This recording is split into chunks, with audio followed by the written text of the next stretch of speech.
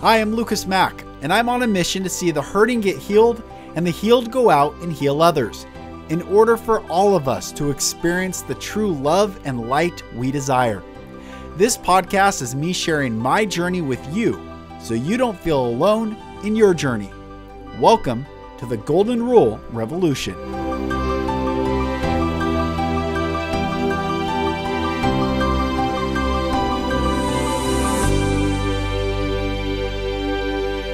Hello, brothers and sisters, and welcome back to another episode of the Golden Rule Revolution. I am Mack, and thank you for joining me on this journey. I have to say, over the past year, I've been going through really hard times. And if you've been listening to the podcast, you can tell, because I've just, as much as I've tried to keep my vibe high, to stay in the love of God, to walk in truth, to be in that place of divine presence, my wife's sickness and the chaos that has come from that has been incredibly hard. And thankfully, a few weeks ago, I went to a retreat where I experienced just incredible healing and beauty and goodness, and met other people that love God and love truth and are not defined by categories or religion or boxes. And I feel like I'm coming out of a very, very long, dark period. And so as the podcasts have been less frequent, and as this journey has been filled with ups and downs, I just want to say thank you for everyone who's stuck with me and sent me so many positive vibes and prayers and thoughts and kind wishes, because it really means a lot. It really does. I receive it all. I receive your love. And because of the love that we are co-creating together in this world, I do believe that where we're going, even though it seems like chaos and it seems like confusion, it seems very dark and hard, and inflation and politics and wars and all these things, I do believe we're going to enter the most incredible, mind-blowing time that we could ever imagine in God's love and the arms that he is bringing everyone back into his presence. So I believe that 100%. I've seen it since I was a little boy, these visions that I've had, and I know it's coming. So I just want to say thank you to each and every one of you for staying with me on this journey as we're walking into that. So today I'm so excited. This is a cool encounter. So Kim Bussing, who is a published author by a publishing house. She is an incredible copywriter. She's been a professor of English. She's incredible. And I met her when she was very young, and she interned for my branding and creative agency years ago. I think, well, we get into how long ago, but to see her grow up, and then we got reconnected through another company and saw her name pop up. It's just amazing how we meet people in our lives. You never know the impact that we're going to have on them, and you never know the impact they're going to have on us. And this is a cool reunion that Kim and I get to share. We talk about health, we talk about awakening, we talk about business, we talk about the world. And I'm really excited to bring my friend and dear sister, Kim Bussing, to you.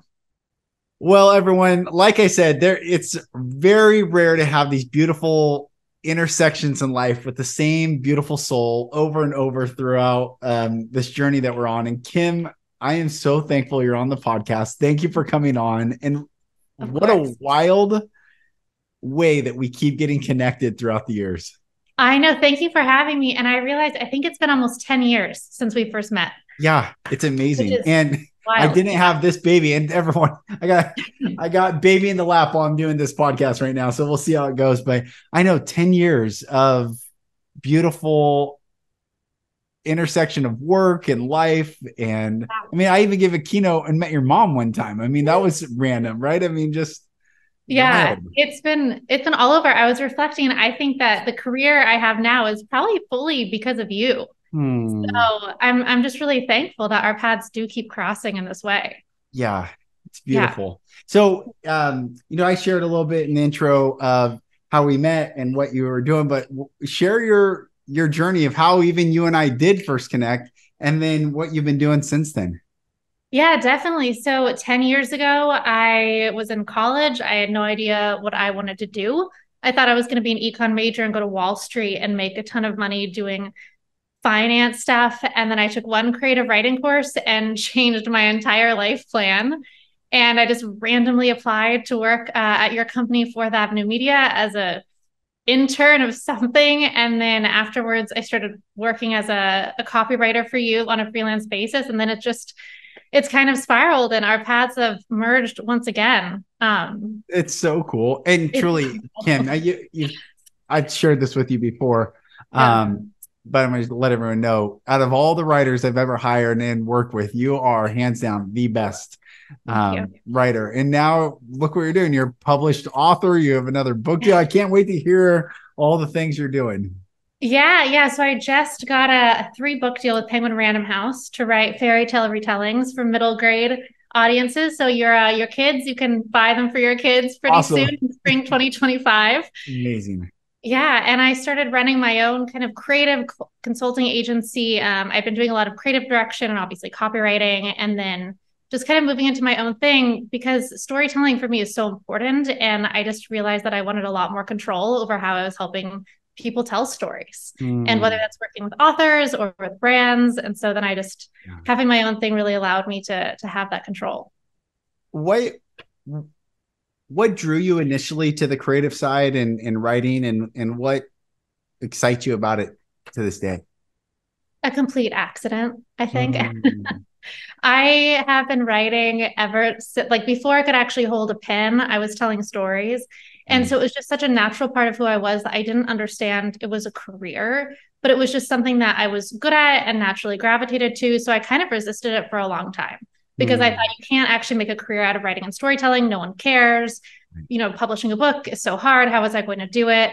But then I just kept on running into internships and jobs, and it was what I liked doing. And then getting to work with creative people, I realized that was what fueled me, was getting to be involved in the creative process, tell stories, work with designers and strategists and think, how can we help change people's minds through what we're doing, and how can we try and make the world a better place through these weird skill sets that we have sitting around at our computers and making stuff up all day. Totally. Yeah. It is such the creative space is really, I find, to be the fullness of the human expression. Yeah. And what's so beautiful, I joke around, my buddy, one of my best friends since I was 7 years old, he's a lieutenant colonel in the Air Force, about to get a full colonel commission. But he has 2 masters in electrical engineering, and he's incredibly smart engineer. Yeah. And I remember he went to Seattle Pacific University and I was going to the UW, and I remember writing on the board of his engineering class, like, you think this is hard, try communication, as a joke.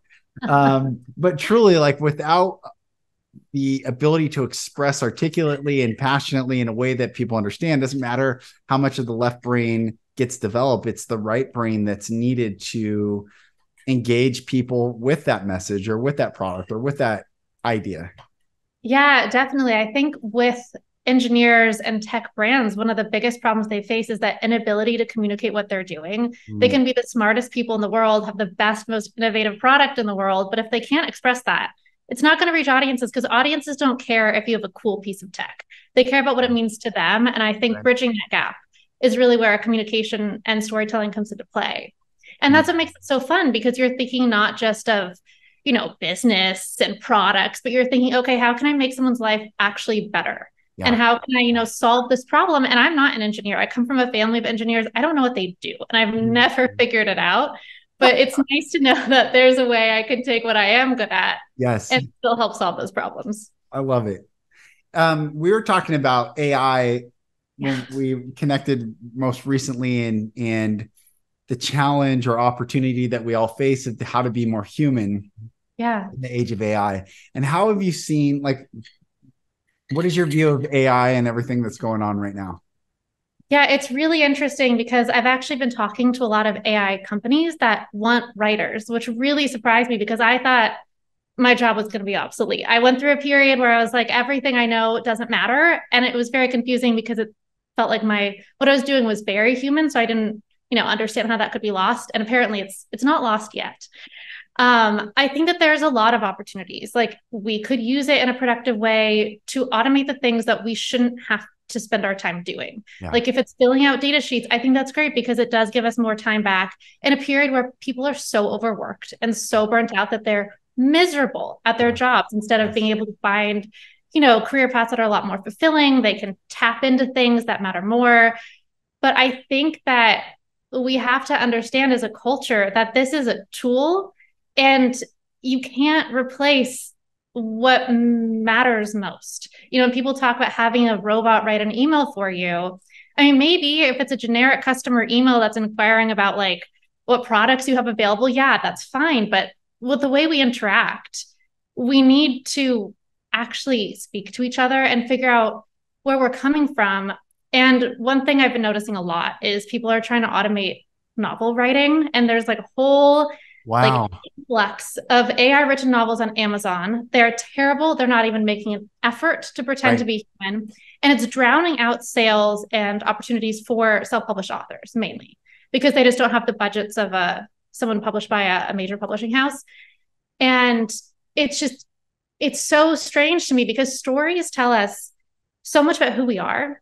And if we're trying to stop ourselves from telling stories, we're not letting ourselves dream. We're forgetting how to imagine. We're forgetting what it means to reflect on our experiences and figure out how to communicate that to someone else. Stories help us feel less lonely. And they're also really good for our brains. So that can't be something you give to a robot. I've been talking, actually, when I first started Fourth Avenue Media, I was talking about our tagline is the only thing that sets you apart is your story. Yeah.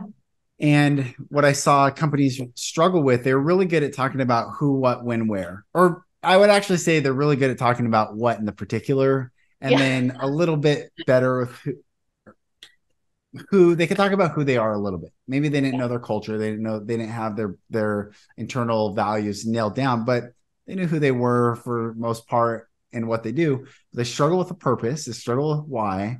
And especially when the founder leaves and there's that second generation or third generation leadership in there, they struggle. And who, what, when, where, why those are the questions of a story, right? And so what is the question you're talking about? How does it benefit people? How does it benefit humanity? And the particulars, I think I don't know if I ever talked to you about this, but yes. Raphael painted there's a famous painting called The School of the Masters, where all the Greek philosophers are talking in the Acropolis, and Plato and Aristotle are talking to each other. And Plato is pointing up in the air, and Aristotle has his left hand out like this. And the great debate was whether there is universal truth or just particular truths. And Plato believed only in universal truths, and Aristotle believed only in particular truths. So actually, the Renaissance went down Aristotle's pathway of just particular truths. Yes. And the Reformation, happening same time in Europe, took Plato's path of universal truth. Why this matters is stories get, when we are reduced to just particulars, it reduces purpose, vision, it reduces that human desire for connection, and it makes everything really meaningless. So for instance, like story is no longer has purpose and a universal understanding of it. Story is just a thing that anyone can do or AI can do. And so it devalues, without universal truth or a universal concept or worldview, we can really get lost in the weeds. Yeah. And I love what you were talking about with businesses and stories too. Yes. Because I think a lot of the times, and this is something I realize with clients, is that they think that story is just some words that they put on their website or they put on their pitch decks, but it's not. I mean, it kind of girds everything, right? And it's all their essence. And it's part of their internal culture. And that's what, like, I've seen a lot more clients come and be like, how do I translate this into my culture? Like, I have these values. How do I enact that with my employees? Because that's how you get people to stay. That's how you have a brand that lives out what it's actually trying to do. And that creates longevity because it's not just a superficial story. It's a full, cohesive story across everything. Yeah. And that builds success. I mean, financially, that's better for you. And it's better for the people, physically, emotionally, mentally, who are working for you. Yeah, totally. I know it. it benefits the bottom line, top line, Yeah. but also is what every person that works at that business to fulfill whatever the value is that they're selling helps Yeah. them step more fully into what they're doing, gives them purpose and meaning. And my wife's cousin was getting married a couple years ago, and actually probably 12 years ago now, so it's been a long time. But one of our family members was a Holocaust survivor, family friend was a Holocaust survivor, and he showed me the tattoo numbers on his wrists, and he told me something I've never forgotten. He said, when you reduce someone to mere numbers, you've erased their humanity. Wow. He's like, we cease to be memories and hair color and eye color and personality. We are just 0, 1, 2, 3, 4, 5. Yeah. No emotion, no story, nothing, just data. And that's really what I think for a long time, from the 80s till now, this whole generation from Gen X and the boomers still like holding on to this, pushing data and pushing the metrics and looking at Power BI versus like, well, what was the message that, sorry, but what was the message that inspired the person in the first place that data point represents? And this is what I talk when I'm consulting at Microsoft or any of these tech companies. Like, data is important, but it's only a snapshot of someone's proactive engagement to a message. So what inspired them to take action, not just what action did they take? Yeah. Yeah. It's the action behind the action. Right. Exactly. Yeah. The need behind the need, which is also a fundamental aspect of good storytelling. When you're thinking about how to write character, it's also just a good way to think about how do people behave and how are you behaving and why are you making the choices that you're making so you can understand yourself better and be a better member of society. And society. So what's your view of, I mean, the world is just insane right now, right? It feels like everything's upside down, and even the tech industry is struggling right now. There's a lot of opinions, a lot of chaos, a lot of confusion, climate and weather and food and politics and media and institutions. Like, it seems like no matter what way you look at it, everything's crazy. Yeah. I think that people are just trying too hard to move faster and find solutions. I think we're all like, I feel like there's a need and there's a lack and a fear that's pervading a lot of our society. And instead of trying to simplify, we try and do more. Like, how do we automate these tasks? And how do we get cars that drive themselves? Instead of like, how do we replenish soil health in communities so that we can grow healthier food? And so I think there's just a pushback to looking at what is simpler, because simple can be harder. And so that's something I try and do in my own life is, look at like, how can I live a better, more productive, and like a healthier way life, like growing my own food or buying only from farmers. I have a lot of opinions about food. Good. Share it. I mean, I was, I don't know, 2 nights ago, I was watching this video that every time it's been proposed to label GMO food as GMO, it has failed in the United States. And so they passed that you can have the organic label, but they won't pass the GMO label. And I thought, what a bizarre thing that we're saying that all the GMO foods are actually not real food and the organic is real food. And so could you imagine what would happen to our food, our understanding of food, the old adage, we are what we eat. So people are eating genetically modified substances that are actually modifying their whole mind, body, soul, spirit, and heart. It's not just their physical being. Yeah. Can you imagine if it said fake? You walk into a grocery store, 95% of everything, it says fake food. And then you have to go look for the real food. It's so crazy. That's why farmers markets and farms. Yeah. We get to support them. Not have to, I mean, but we should. Yeah, we should. We should be supporting them. Yeah. And, there's so many arguments. I mean, it's just such a messy, crowded space. And even the wellness space, I think, is pretty much filled with a lot of snake oil at this point. Yes. I definitely have a lot of like very radical, like grow your own food, eat red meat kind of views. But I think like a really big thing is our gut biodiversity. And when we're talking about like rising rates of depression and anxiety, we should also be talking about what we're eating, because it's all aspects of how we nourish ourselves that impact how we're thinking, the chemicals that are firing in our gut and our brain. And so I think, when we're talking about trying to like fight epidemics of loneliness and create healthier societies, like it is such a big fight that we're up against. And then, when you go to Europe, you can eat whatever you want and there's no Yes. impact. Right. And that's They because have different ingredients in their food. Yeah. And it's Even though made it's the fresh. same. Yeah. Yes. Yeah. Bread is flour and salt and water, Right. Right. Yeah. But even It's the not, craft like foods that will sell in Europe are banned in the, or vice versa. No, yeah, yeah. those what they sell in the United States are banned in Europe, even though the labels or the packaging looks the same, but the ingredients are different. Yeah. I mean, Yeah. it's so backwards, like what's going on with the food.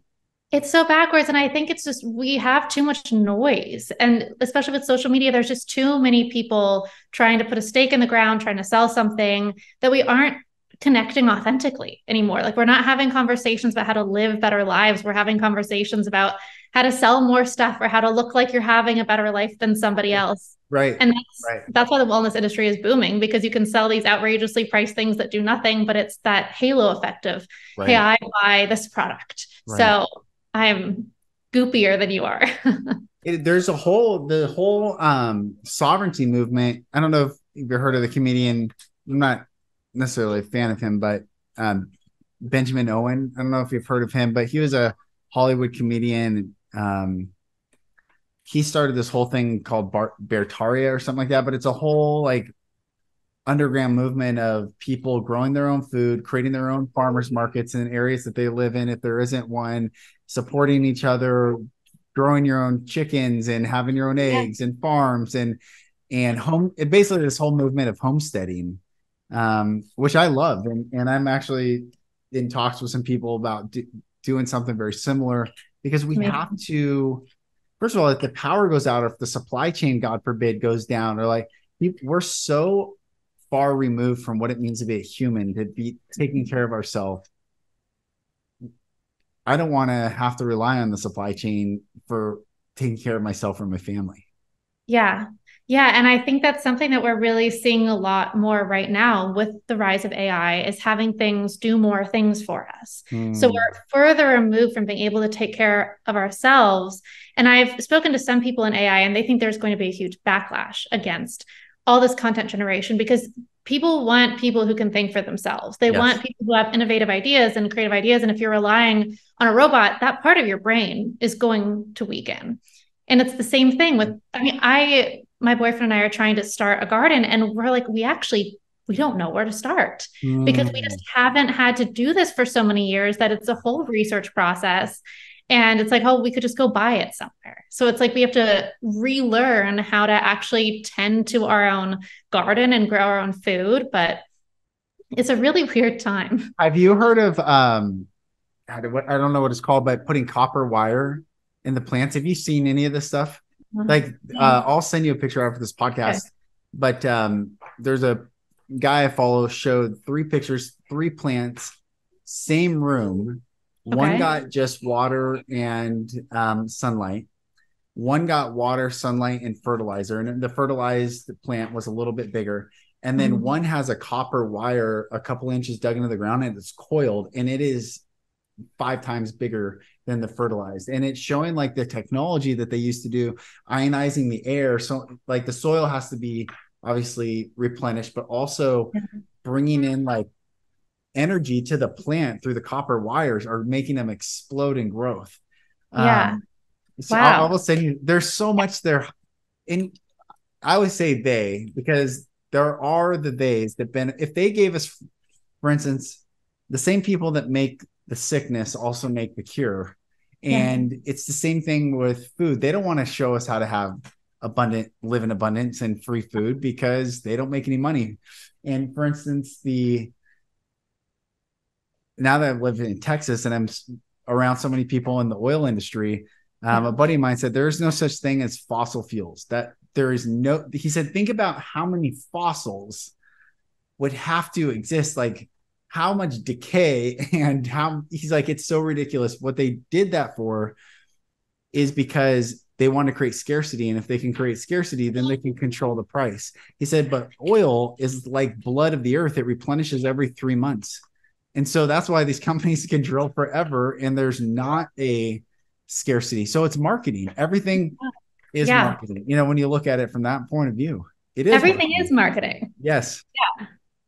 Yeah. And so just learning how to use marketing for good. Yeah, exactly. So how did you tell me about, I mean, share those powerful views. How did you get into the food and gardening and sustainability?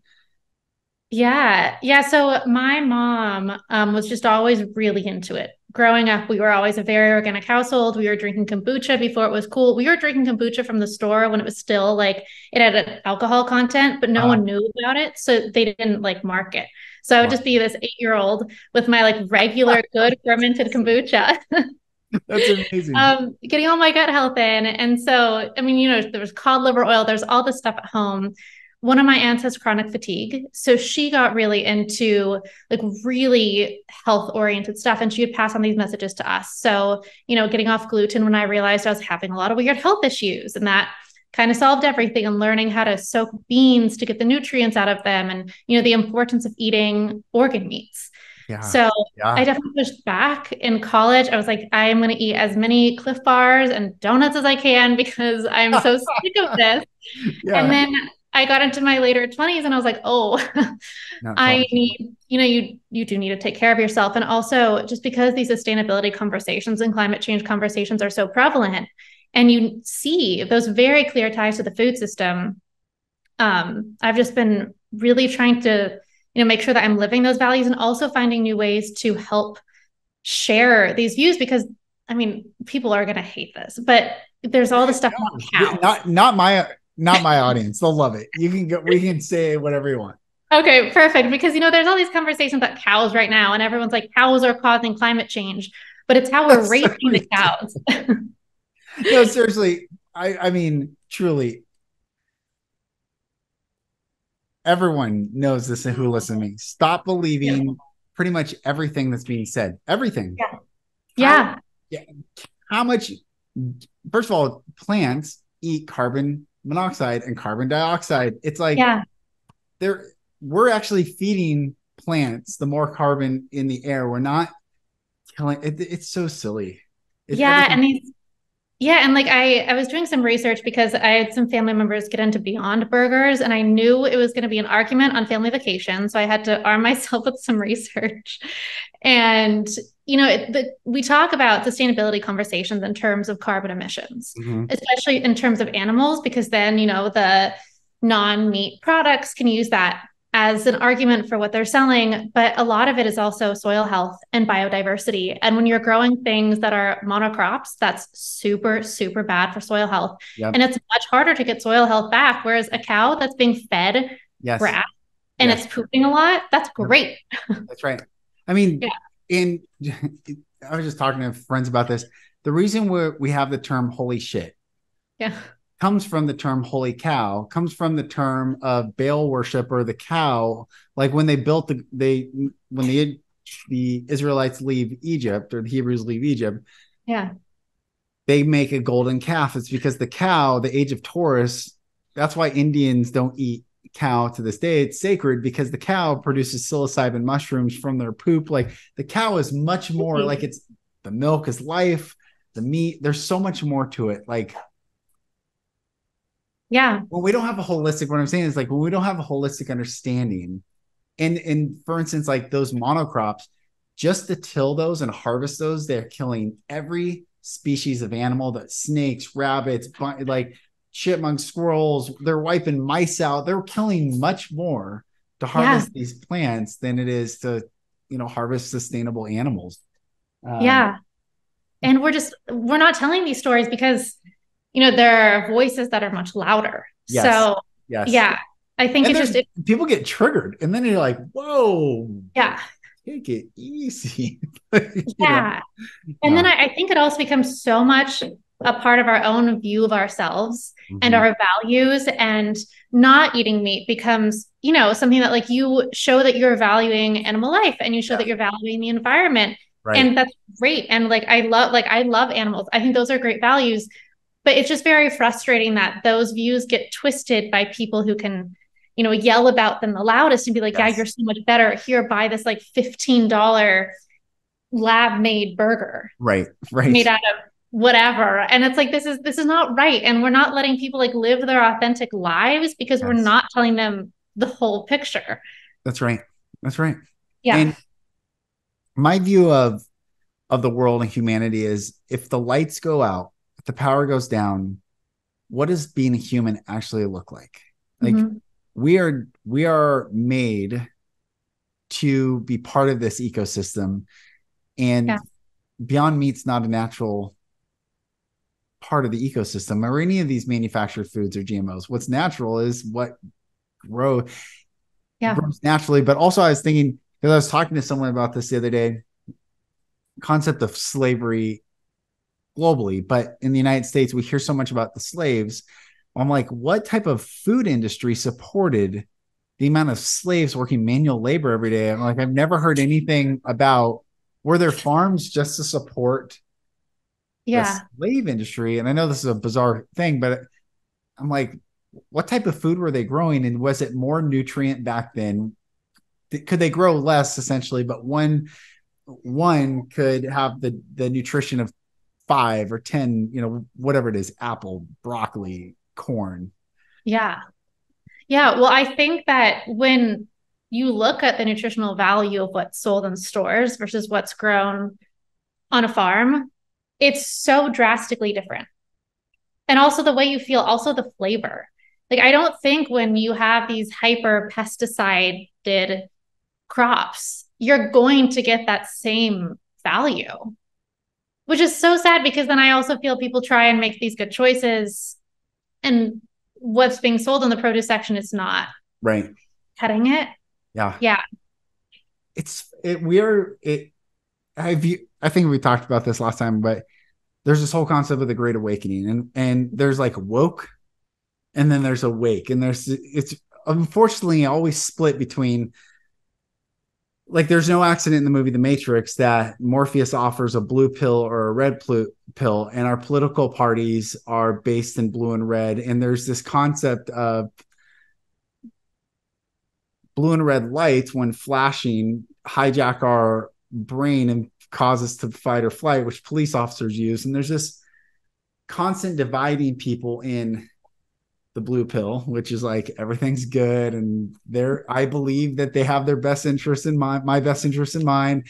Or this Yeah. red pill verse, which is, I think, summarized in sovereignty and waking up from the system and not believing. Like, really, there's a movie, I forget what it's called, but there's memes on it. They thought for themselves, or I forget what it's called, but he has glasses on.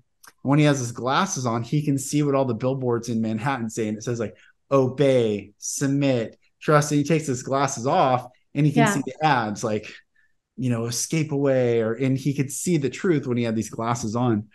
Yeah. I think there's more and more of this awakening happening where I hope we are so. less believing these big manufactured, a lot of money put in campaigns to get us to buy Yeah. the lie that consuming all this food and media and Hollywood, I mean, it doesn't matter, like verbally, Yeah. audibly, auditorily, visually, we're consuming so much stuff that is not healthy for our human soul. It's not. And I've been reading a lot of stuff too about how the age of consumerism has created a really unhealthy relationship with money for a lot of people because you're constantly being told to buy stuff. So you think it's very normalized to spend a ton of money on a ton of clothing that appears on your Instagram feed. And then people are struggling with this really unhealthy financial relationship. And it feels like across the board, we're not nurturing these different parts of ourselves. Right. And I mean, it's hard because there's bigger forces at work that are encouraging people to make these choices. Yes. But I think a lot of it, we need to learn how to come back to ourselves to know what actually matters. Yeah. Like, what matters about what you buy. Maybe for someone, buying a bunch of clothes is really important because they have a very people-facing job.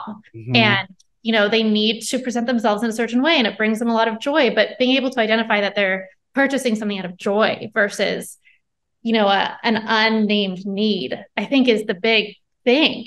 Right. And I think it's with everything. It's how we work, how we shop, how we play, how we interact. It's just not authentic and human anymore. Hmm. In my dream world, we all spend less time online. Yeah. Yes. Yeah. Same. Same. Yeah. Online has, I was listening to Joe Rogan, I don't know, 10 years ago, whenever, like early on in his podcast, and he was talking, he had the author on who wrote this book. I think it's called 1 Second After. And it's actually what framed up my thinking of, if the supply chain goes down and if the grid goes down, what happens. And the guy that writes the book, wrote the book 1 Second After, talks about it. If an EMP was detonated over the United States and all electricity went out, what happens? And it's really terrifying. He goes in, what happens 1 second after, 1 hour after, 1 week after, 1 month after. And by 1 month after, it was something like 80% of people living in this country would be dead because they don't have food. It would get chaotic. It would become insane. It really would. You wouldn't be able to trust like your neighbor anymore, because if they have food or you have food, or it just becomes. Yeah. And my point being is, he was also talking about books. And he said the push for digital consumption of books, he said, you could see very easily if a nefarious person did take the energy out and took all the online digital stuff out, how many people have physical copies of books? And speaking to you as an author, like, there's something, I'm going to say old world, but very human, to get offline and be back in very tangible, physical, tactile ways of communication and being.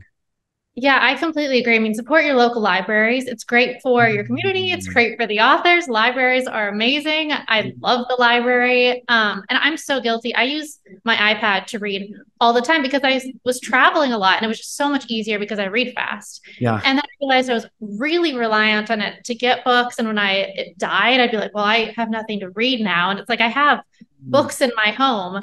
Yeah. And I realized, so I wasn't reading well. Like it's so much easier to skim. I wasn't, processing and critically thinking enough about what I was reading. And so now I am trying to make the shift back again to physical books, because I just think it activates a part of your brain to have that tactile experience. Yes. Because then you're engaging with almost a living thing. Like that book has passed through so many hands to get to you. And it's a lot easier to appreciate that when you're actually holding it versus just seeing it on a screen, because then it just feels like another piece of content. Yeah. Yeah. That's right. Also, designers put a lot of effort into those pages. So it's nice to have the book as it's supposed to be. Yes. Yes. Speaking of books, like what would be your dream book to write? Oh, I feel like I am writing my dream books. Good. And tell me about it. Yeah, so they're middle grade fairy tale retellings. And I studied fairy tales a lot accidentally again in grad school. I think a lot of the things that have been good for me have been happy accidents, probably because my subconscious knew a lot more about what I was supposed to be doing than I thought I did. And so, yeah, they're just retelling fairy tales, making them a lot more feminist, returning to these things that are very fundamental. I mean, everyone knows the story of Cinderella and Little Red Riding Hood. These stories have been around forever. There are no originals, right. Which is one of the first things we teach in fairy tales, is that there's no such thing as an original fairy tale. Right. I mean, you have versions of Cinderella popping up across the world. And somehow there are these similarities between the tales. It's amazing. You wonder, is it because people were traveling and telling these stories? Is this just some part of our human experience that is so fundamentally expressed in Cinderella? So it feels really special to get to revisit those and put my own stamp on it, because I don't think they were feminist enough. And I wish I had seen more feminist princesses and, heroines when I was younger. I think it would have been great. I was a teenager in the early 2000s, so I dealt with like Britney shaving her head and stuff like that. Right. And just seeing women villainized a lot for just trying to express themselves and live. But then definitely just writing maybe young adult fairy tale retellings as well would be great. Oh, that'd be beautiful. That's in the future. Yeah. And so when you say feminist, meaning like they needed, they weren't complete until they had a man, and they were just only validated by falling in love. Is that that type of view? Yeah. And I think that falling in love is amazing. And I think that romance in books should be celebrated. It's more that they are kind of objects that need rescue. So Right. Cinderella has to wait for a prince to like put the glass slipper on her foot. But you know what happens when she has a lot more agency? And Yeah. just reminding people through these stories of what we're capable of, and the importance of facing the things that we fear, Love because it. that's really the only way you can move forward is by facing that Yes. fear. I love that. I cannot wait for my daughters to read those books. I Yeah. think that's Yeah. beautiful. My wife and I did this emotional intelligence training years ago. And in it, like growing up in Christianity, they teach that two halves make one. Like a man shall leave his father and mother, cleave to his wife, and the two shall become one flesh. Well, there's this narrative of other half, your other half or better half, and there's this half. Well, two halves make one, but this emotional intelligence training that we went to radically changed my view and very empowering in our relationship is that one and one make three. When I'm a whole and she's a whole, the third is the relationship, and that we can change the relationship not by focusing and needing in this codependency, but being fully sovereign and working internally of what am I bringing to this relationship? What is she bringing to this relationship? And then the relationship is the byproduct of essentially us Yeah. changing the inner variables. I love that. I think that's so powerful and something we don't talk about enough. Right. I feel like I've gone through that a lot recently because I had a really busy start of the year and it was really intense. And I was definitely not at my best because I was just trying to figure out, these new dynamics of running my own business, of having books that were being brought into the world. And I was just, I didn't have a strong sense of my own value system. So I wasn't able to handle the changes as well as I wish I would have. And I realized the toll it took on my relationship because I was not being a good partner. I was kind of, treating that like letting my worst self out for this other person because it was a safe place. But, you can't expect another person to heal you. You have to be able to, they can be there to support you, but they can't fill the gaps and the scars. Like Right. you have to do that yourself to be a good partner. And in friendships too, and in business relationships, everything. Yeah, that's right. I like the term holding space. Like our job is we can't save anyone, we can't fix anyone, and it's our job really not to help anyone. We can support someone, which is different than helping them. Helping is like seeing them as a victim. They're reaching out, and I'm putting a hand down. But supporting is saying, I'm going to hold space for you. I'm not going to react when you're triggered. I'm just going to hold space, and let myself be that safe space for you to dissolve into however you need to dissolve in this moment, but I'm not responsible for fixing anything. Yeah. Yeah. I think it's so important in a relationship to recognize that you can't do that and your partner can't do that. Right. Because otherwise there's weird power dynamics, there's weird expectations. And then all of, the trauma that you have buried down, it just comes out in weird ways. And other people don't need to, have the sharp edges of that, but they can definitely support you. And that's another thing. One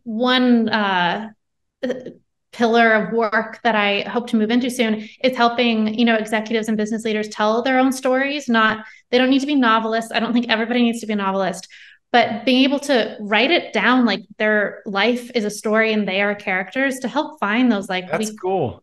Yeah, because I think that when, writing is such a safe space, fiction is such a safe space because there's a distance, but then you can also be like, oh my God, like this is a huge flaw that I've been struggling with. I don't know how to vocalize it.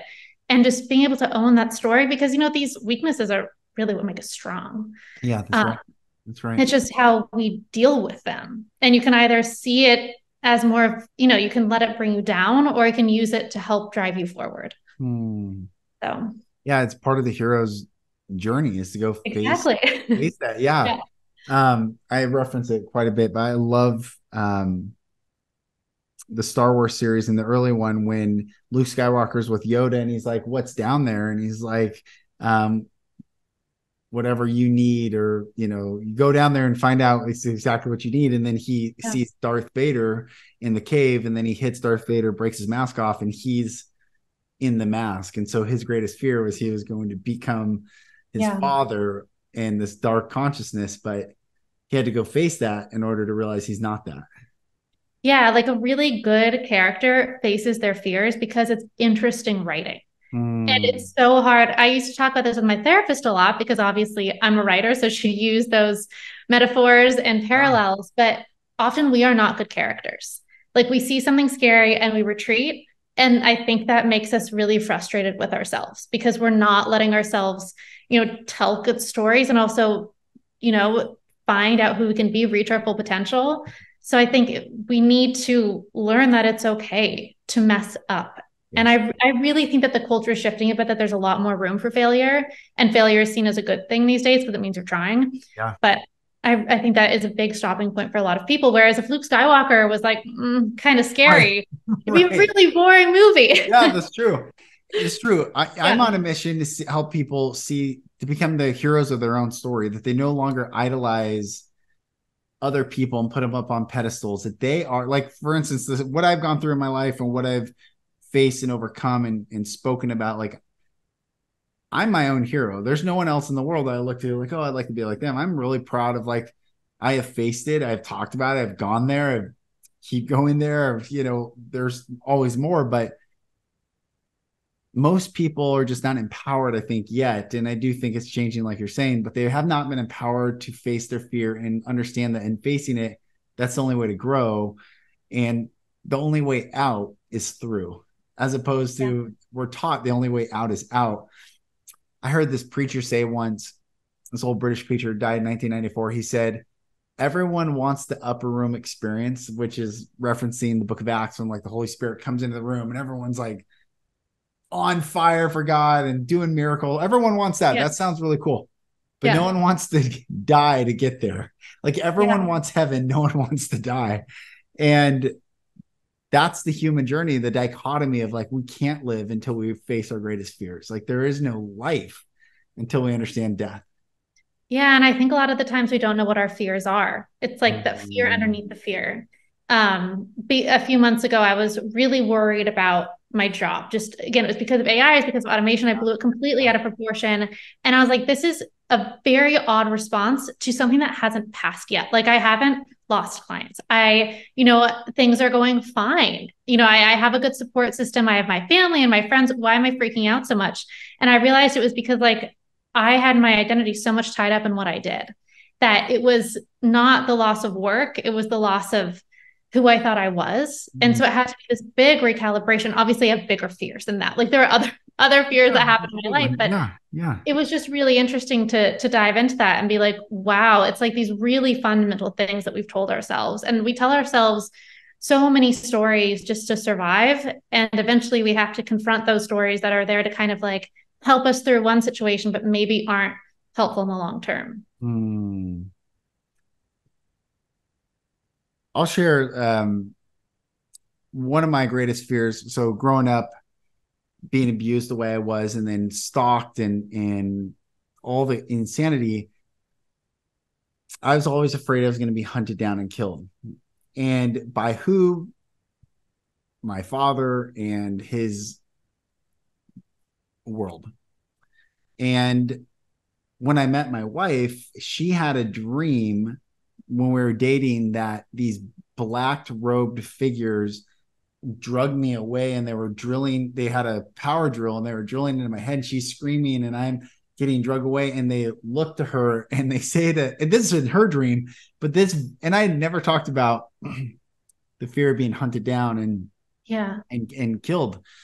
Um, and this figure turns to her and says, he knows too much. He knows too much. And they drill in my head and they kill me in her dream. So Oh she my God. tells me about that. I'm like, dude, it's been that like verified. Like that was always my greatest fear. And March 12th of 2020. So the next day, Trump shuts the economy down on Friday the 13th and everything. But Yeah. Seattle was already starting to heat up. And I don't know if I grew up in this insane abusive home mixed with religion and end times teaching and all this stuff. I was afraid that we were going to get, and Jewish family, like I was afraid that we're going to get rounded up again for whatever reason, or I was going to be signaled out because I rolled a little different. I always say like I didn't comply with any of like zero. Like it was a non There's no negotiation. I'm not doing it. And so what do you want to do? Fight? I don't want to fight you, but not you, but the society I was finding myself in wanted me to comply and submit. And so it was March 12th. It was a Thursday. I'll never forget. And I'm working out in the garage and I'm having like massive fear set in that they are going to come. I could feel like martial law or something was happening. It was just this energy was creeping through. And I was so afraid. It was so crazy. So I go for this hike and I hike up into the hills of Lake Mon and these trails. And I hike and hike and I'm like, what am I so afraid of? Like, what am I afraid of? I'm like, I want to like get very clear. And I'll never forget, I'm on this ridge overlooking up in this mountain. And I realized my greatest fear is to be hunted down. Even though I could recall my being hunted down and killed, I had to like internally process like, no, that is my greatest fear. And why do I feel it right now? Like, what's really going on? And I had to be resolute in, if that happens, then it happens. Yeah. And right when I said, if it happens, it happens, I like finally surrendered to it. Like all the heaviness, all the weight just disappeared. And then the next day the world changes and I had no more fear. It was wild. It was like, I had to process.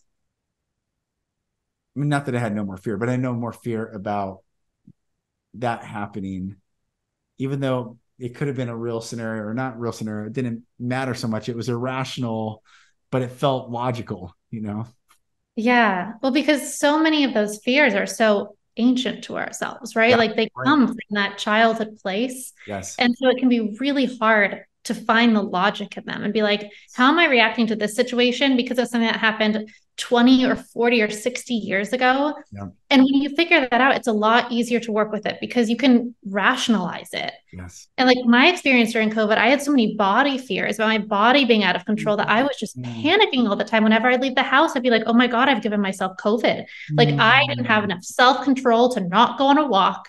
And that's also really irrational because walking outside in a neighborhood with big streets was totally fine. Yeah, right. Right. But I just had this fear that like, because of something I did, my body would get sick and I would die. And I mean, I think that does go back to childhood stuff too, being sick as a kid and it being so scary or like just everything with bodies. So that's fascinating. It felt like everyone's fears got brought up during the past couple of years. Yeah. And I don't think we're stopping it. I kind of had hoped that when COVID ended, we would have had more of a cultural kind of reckoning with that fear mindset. And I think in some ways we have, a lot of people have come back together as communities. I think a lot more people are interested in in-person things too. Like whenever you're with other people, I think the fears you realize are, hey, this is not actually happening. Yeah, like when you're connecting with people face to face, you can kind of, find a better equilibrium. But now we're going so digital again and automated that it's so much easier to be scared. I really want us to find ways to promote community more. And I mean, I think it's individual effort. I think it's local groups getting together, pushing that. Yeah. It's amazing. How can people connect with you and find you and support you? Yeah, that's a great question. So I'm on Instagram at Kim Bussing. And my website is kim-bussing.com. I can also send you the links. Yeah, no, I'll put it in the show notes. Absolutely. Yeah, for sure. And then my email's on my website. So people can just reach out. I work with brands and CEOs and novelists. So whether they are trying to tell the story of their brand or the story of themselves or the story of their actual book, I help people. Beautiful. Yeah. Sis, I'm so proud of you. Thank you, Lucas. You're an amazing light. 10 years from now, we'll be doing something very similar, somehow connecting on something really beautiful. And I'm really excited to get those books for my daughters when those are ready in 2025. That's going to be 2025. Yeah. It's going to come quick. It's going to come quick. Yeah. Yeah. Well, I mean, I really think you gave me the confidence to pursue what I'm doing. You were the first person who in a business setting was like, you're good at this. Do you want to get paid for it? And I was like, I didn't know I could. So thank you for reaching out to my 19-year-old self and giving it a job. Yeah, of course. I don't believe in any accidents, and it's really beautiful to see Yeah. Me seeing you then, and now here you are doing all the work that you're doing. And I'm proud Yeah. of you. Really am. Yeah. Thank you so much. Good job. And everyone, make sure you go follow Kim on Instagram, go to her website and show her love. Yeah. She's a lovely, lovely soul. So thank you, sister. Yeah. Thank you. It was so good to see you, Lucas. Thank You you so much for too. having me on. Oh, my pleasure. Everyone, thank you so much for listening. Kim, you're incredible. I love you. Thank you for all that you're doing, and the journey that you're on is really inspiring to watch. So thank you for your life and your light that you're shining. And everyone, dear brother and sister, I send you so much love. I send you so much love. There's a lot of different perspectives and teachings and opinions and energies that are swirling, but I'm sending you love so you can walk in truth and find the freedom that you've been searching for. I love you all. I am Lucas Mack, and I'll talk to you on the next episode. Thank you, brothers and sisters, for listening. For support in your journey, go to my website, lucasmack.com.